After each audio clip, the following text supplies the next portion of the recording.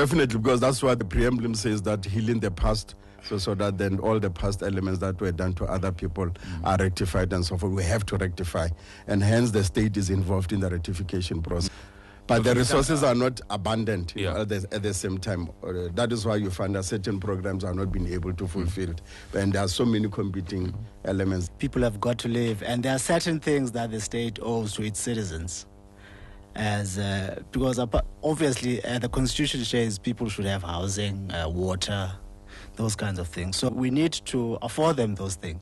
But at the same time, as I was saying earlier, I think we need to take a bit more initiatives, I think, from our side. Our informal sector, for instance, is not as vibrant as it is in other African countries. And perhaps the state hasn't been encouraging as it should be. Because for people who are unemployed, there should be ways. Jobs are scarce, unfortunately. So we need to encourage ways in which people can make a living, support them instead of putting up a lot of regulations and making it even more difficult for them to create jobs for themselves. The state has its own inefficiencies. There are many, and some of them are completely unnecessary. For instance, if you take job creation schemes, for instance, there are monies that are allocated to various levels of government to create, say, public works projects and things like that.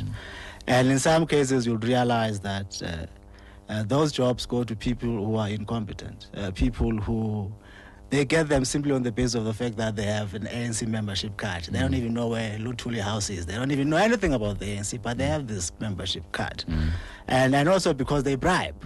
So these are some of the challenges, things that we can do ourselves. There's a lot of money, for instance, that gets lost through corruption, billions of rands. To this day, we are sitting here, we haven't had an appointment to the ICU, for instance.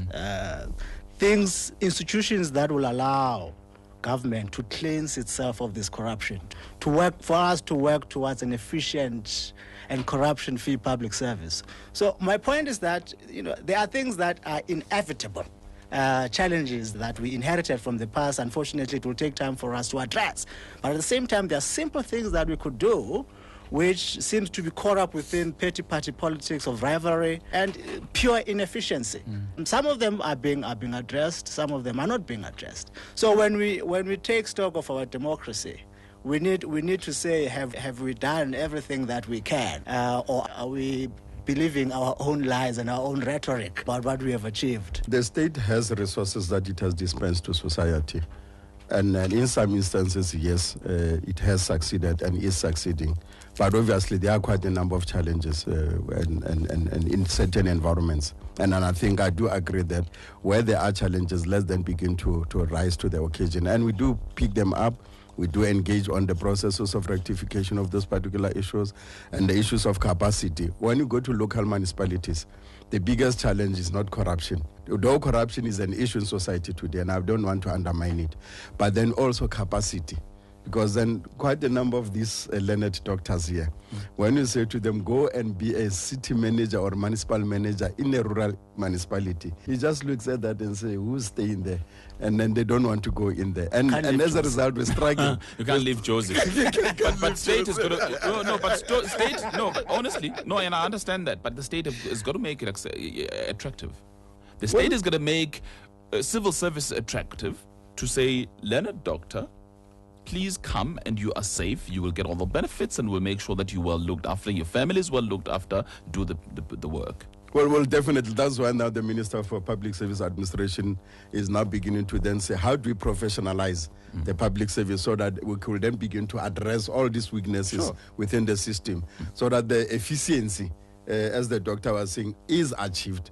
And then also are able to deal with corruption, which also is making us to lose money. And corruption is both sides, because, the Job Creation Fund, for example, the 10 billion rand, it's underspended simply because people either do not know how to apply for it, but also they're cheating on it. The very companies that are supposed to be creating jobs, if you've got a company employing 500 people, when you apply, you say, no, I've got 200. And then I want to add to 500. And yet in that space, you already have 500. And we're just taking the money and then aiding the very people that we have. There are no new jobs that are coming out in quite. And so society, corruption is both sides. There's a corruptee and there's a corrupted.